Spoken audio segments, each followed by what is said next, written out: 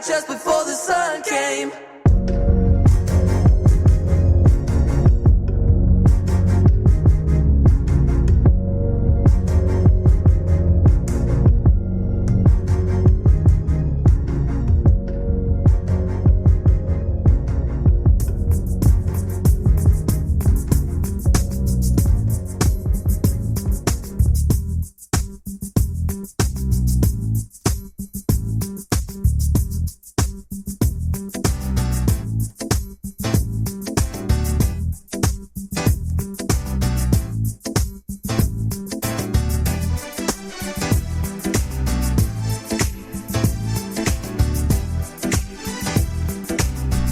Hello, Minority Men fans. This is your girl Bree. You're back with the Minority Men Show. I'm here with Blue Collar, Anthony Cook, Hello. Public. Hey, Blue, you're supposed to say something when she said blue collar. Oh, sorry. Blue Collar. I was kind of late, too. I was just like, yeah. Hello. Mr. Harris and Mr. Jackson. So we're going to be talking to Mr. Jackson. Actually, he was on the show before. And he actually came back. And a lot has happened since he's last been here. So he's going to fill us in on what's been going on in the life of Mr. Jackson. Again, I want to thank you for the opportunity to come back and speak to your radio audience. I'm deeply, deeply honored for this segment. Since I last saw you all, I have been involved in several activities. And one of the activities that I'm about to undertake is a trip to Liberia, West Africa, where they are having an export trade investment forum 2013. And I am specifically going to see if I can get Liberian businesses there to partner with minority businesses here. Okay, I have also been involved in several meetings that were facilitated by the State Trade and Investment Office on the 23rd of last month. And then we had the government of Sierra Leone visiting the New England area, and I was invited to several of their gatherings. And so what they're trying to do again is to engage U.S. businesses to come to sub-Saharan Africa, particularly minority businesses who again has been disproportionately excluded from opportunities in sub-Saharan Africa or the continent of Africa as a whole. Okay. I brought with me today a document that was drafted by the State Office of Access and Opportunity. This particular document is to empower minority businesses to get involved in overseas opportunity. Okay. The other document that I brought along with me is that of the President Obama Sub-Saharan Africa Initiative program, which is similar to what the State Office of Access and Opportunity have drafted. Okay.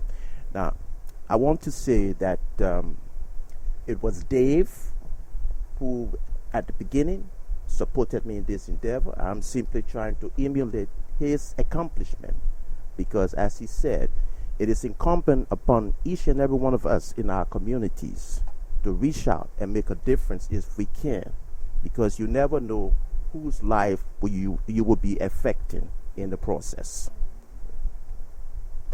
Mr. Jackson, what kind of business do they want to see going over there to Africa? What would they like to? What would they like to? Construction or? Yes, infrastructure. Okay. Infrastructure, trade. Yep. They need equipment, building supplies. You know, most minority businesses are involved in building supplies. You know, heavy-duty equipment for road constructions, for homes. The list goes on and on. Wow. You know, so I would appreciate if you take the time and read the document that the president drafted recently, right after he returned from Africa, because that document again is to support minority businesses. Wow. Okay? That sounds great. And the event that I went to on the 23rd of last month, I was shocked because out of almost, I believe, about 100 more people were in that room. and there were only 4 minority businesses represented. Wow. Because they had not received the information. Okay, that's the problem. Minority businesses are not getting the information that they need to empower them so that they will be able to compete with their counterparts. Mr. Jackson, what do you think is stopping them from getting that information? Well, I think they are so disengaged. Okay, they're disengaged, and furthermore, they have no idea what is going on in Africa right now. Even at this event I attended on September 23rd, a lot of the businesses that were present did not know that Africa right now is the 21st century economic frontier. That's where everybody wants to be right now. The Chinese are there, the Brazilians, the Japanese, the Indians, they're all there. Okay, and so that is why President Obama is now, his administration is focused on trying to get U.S. companies there to compete with those other global powerhouses, because if they don't, it has been predicted that come 2015, the Chinese economy is poised to surpass that of the United States. How many Africans get wealthy from this, or is it mostly the outside foreign contractors that will benefit from it? That's a very good question, and that is why I would like to see joint venture partnerships, okay, that will engage in projects that are sustainable, that will help the people to be able to help themselves. And that has not been going on. So it goes both ways, you know.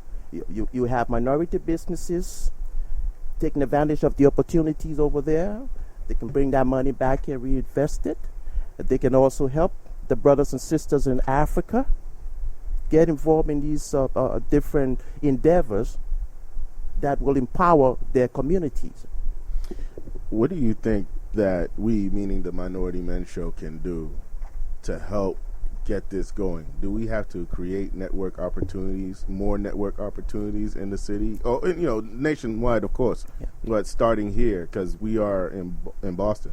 Absolutely. Network opportunities, strategic alliances. Okay. And our organization right now is involved in doing just that. Trying to get minority businesses from all sectors, be it African, Caribbean, you know, we all need to come together, because when we work together collectively, we can accomplish a whole lot more. Mr. Jackson, what would you say to those businesses who don't have any type of international relationship? So this would be their first venture out. What would you say to them? And also, you know, those people who may think that Africa is so far and they're not able to travel there, they feel so far removed from it. How would you speak to them or encourage them to get involved? Well, thanks to the internet, we are now living in a global community. Furthermore, the White House has a website where businesses can go to. And then you have the Department of Commerce, you have the U.S. Trade Agency, you have the U.S. Exim Bank. Okay, all of these organizations are in place to assist U.S. companies. There are incentives, there are benefits, there are investment opportunities that they can take advantage of. And what I would like to do is, as I did the last time I was here, give you our organization contact information. Okay, because we've done all of the lead work. We have made the sacrifices that were needed to be made. We've taken risks so that when we get people involved in these endeavors, they'll have no reason to worry about losing any money. Because listen, the U.S. government, they have what they call commercial offices overseas to now protect U.S. companies' investment. Okay, they have the Overseas Partnership Investment Corporation, OPIC it is called. You have the Exim Bank, you have USAID. Okay. So all of these organizations are there, but U.S. businesses have no clue. Okay. I think I may have shared with you all when I was last here. I was at a conference in Washington, D.C. last year, and the senior U.S. trade representative had just returned from Accra, Ghana. She was highly upset because the Bush administration, just before they left office, gave a $5 million grant to the Ghanaian government through USAID to build this bridge that would connect Accra, the capital city, and another metropolitan city. And what they did was they put the bid on the Department of Commerce website, the U.S. Trade Agency website, the Ghanaian government website, with the expectations that U.S. company would have participated in the bidding process. Unfortunately, they did not. Not one U.S. company participated? Not one. And guess who got it? I think I might have shared that with you when I was here last. Guess who got it? You know, big brother, the Chinese. Okay? Yes. So the Chinese took U.S. taxpayers' dollars to build a bridge without the participation or involvement of U.S. firms. And she was highly upset. And so some of the executives at that meeting were upset with her too, because they said, well, you all have not given us the information. She said, listen, why do you have the internet? You have the Department of Commerce website. You have the USAID website. You have Exim Bank website. You know, you have all of these organizations in place to assist you all. So it is incumbent upon you to take the initiative and go to these various websites on a daily basis and download all of this information. It's there for you. Okay? And so that's the problem. People are so disengaged, or people still have that perception that Africa, we're still living back in the 18th or 19th century. No. Africa is where every economic powerhouse on the global market wants to be right now. Okay? The thing about it, again, what Blue said, it is in our best interest to establish joint venture partnerships so that we will be able to empower each other. Nicely said, guys. You got to jump on board. I mean, Yeah, because I feel like some of the big firms will just come to Africa and be like, okay, get out of the way. We're going to dig into the land like, you know, like they've been doing forever. You know, so it's like, but what you're saying is beautiful, though, about having people of color over here, joint partnership. So. Well, we're also trying to get multinational firms, too, okay, because we need that expertise. But because minority businesses have been so disenfranchised, that is why we are trying to focus on minority businesses. But at the same token, we will appreciate if multinational corporations come on board. However, they will have to do business the 21st century way, not the way we used to do business in the past. You know, where you cut off groups of people, exactly so, just because. So, Mr. Jackson, you talked about that was one of your ventures since we last seen you. Anything else happening?